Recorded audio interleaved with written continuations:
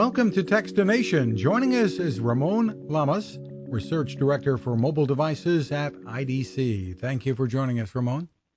Well, thanks for having me. Well, IDC is out with a new forecast for wearables, and it's showing some pretty good growth. Give us the overview of what you're forecasting.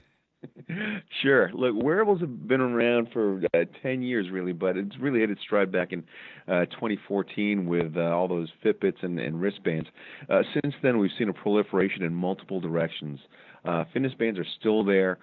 Smartwatches have really, grown and taken over a significant chunk of the market. Now we're looking at the next frontier, which seems to be hearables or ear-worn technology, which bring you more than just simple audio compared to, like, say, a Bluetooth headset.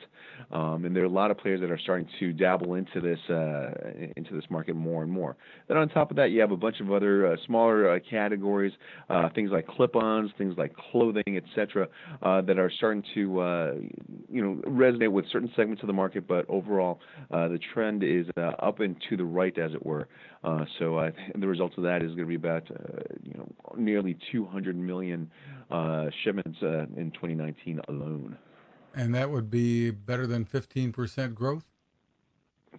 Which is something that you don't see in most tech markets these days. I mean, if you take a look at smartphones, we're only looking at the single-digit volumes going forward, comparatively, say, to tablets, where the trend has been, on the downside, and PCs have overall been mostly flat. So we're going into that new era, or the latest era of devices, and I would put things like wearable devices side by side with, say, home IoT devices like your smart speaker or your home security system. Or if you want to take a look at, say, augmented reality, virtual reality, those devices are growing by nearly, triple digits. So overall, it's this new class of devices that we're looking at, and wearables is comprising, a significant volume, greater mind share, market share, and fortunately, terrific user awareness too. And there is some convergence there. Correct me if I'm wrong. Some of the watches and certainly some of the new hearables that you talked about feature some of the smart speaker capabilities, right? Yes, and I think that's really fascinating because while I'm rather bullish on the prospect of wearable computing, I am also very much interested in how we're going to interact with them. Think of it this way: if you were out on a run and you wanted to time yourself, measure your distance, check your heart rate, what's going to be the easier way to do that? To dial it up with one hand and page through the different menus to find that information, or to say out loud, "Hey Siri, hey Google Assistant, hey Alexa, how's my workout going?" And think about that kind of relationship that you could have with your devices from here on out. The analogy I like to draw here is that if you ever seen any of the Iron Man movies with Robert Downey Jr. that have been out for the past dozen years or so, a lot of the interaction between the character and his body armor is really through voice interface, and the interface communicates back to him in that same way. So rather than just touching and swiping and gesturing and going through menus, now you can just simply speak, and that information is given to you audibly as well. It's absolutely fascinating. I think it's great. And the biggest category still watches, and that's forecast to continue? So far, very much so. It's going to be a terrific amount of attention going to watches for a couple of reasons. Number one is they're very easy to wear, but number two, they also satisfy our need to have some sort of, say, visual cue and have that information readily available on our wrist, easy to get, and compared to, say, a smartphone or a tablet where you need and can see lots of data at the same time. Over here on a watch, you're just servicing the most important information in bite-sized nuggets, and that is terrifically helpful because you just want a quick glance. You don't want to have to wade through, like, say, an entire email or manual. You just want to have the information that you're looking for very simply displayed right there. And Apple is the real leader here? Right now it is, and for good reason.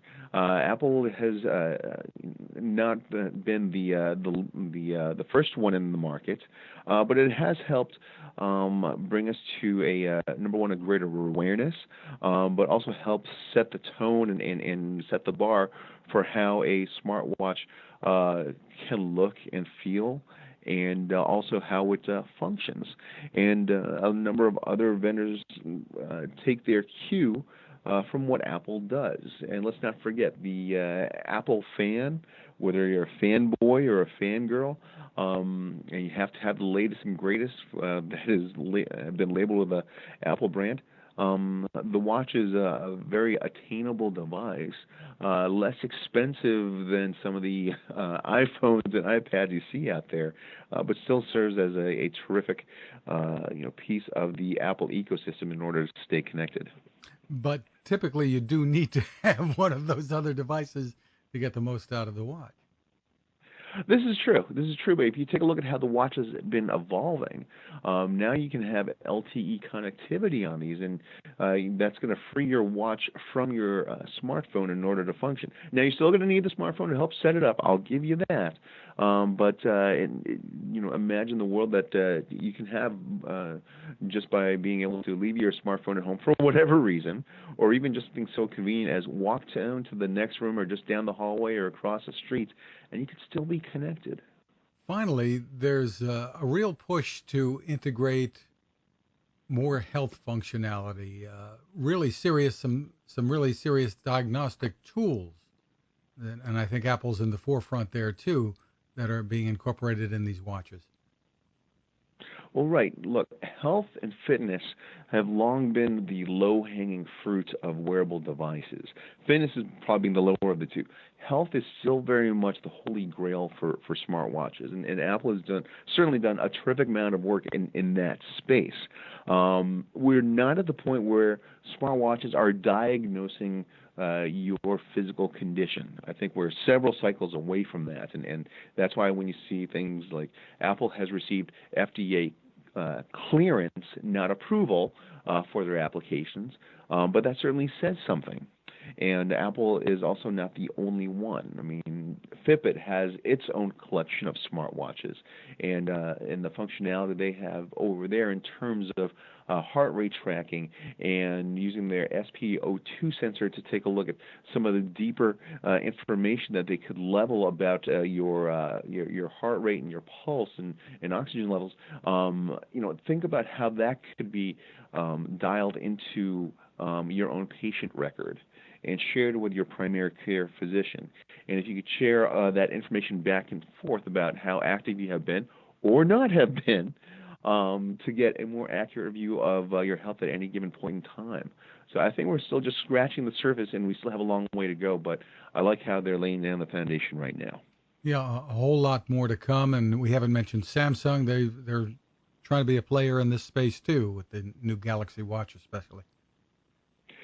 Samsung has done, I would consider, rather exceptional things. I mean, from the hardware that they provide, it's not just a watch, but take a look at what their user interface is. There's a rotating bezel that helps you navigate around, which really improves the accuracy of the selections you want to make. Software-wise, I think, they have a lot of, personal productivity tools built inside. But here's one thing that some people might know. Samsung has gotten a lot of reception in terms of it being not just a product for consumers. It's also being looked at as one of the devices for enterprise use for some of the same reasons. Excellent user interface, and there's a number of other companies out there leveraging, the device and the UI in order to bring information to workers. So think of it as a wearable workflow that you can check in on and then send information to the next person or team in line in order to complete a project. So I tip my hat to the folks over there for getting that part done. And there's a whole lot more to come, as you've said. For more info, is there a place folks can go to? Looking for our latest research on our IDC website at idc.com, and look up wearables, and your chances are that you're going to find me there too. Ramon Llamas, thank you for taking the time with us. Thanks for having me. Now this. How many companies out there have continued to innovate when it comes to building a better radio?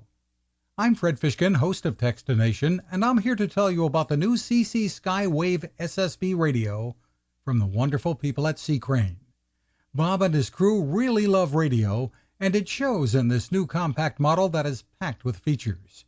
Beyond great AM and FM reception and sound, you can tune into shortwave signals from around the world, listen to ham radio operators, aviation, and more. It's the radio you'll turn to every day, and in emergencies.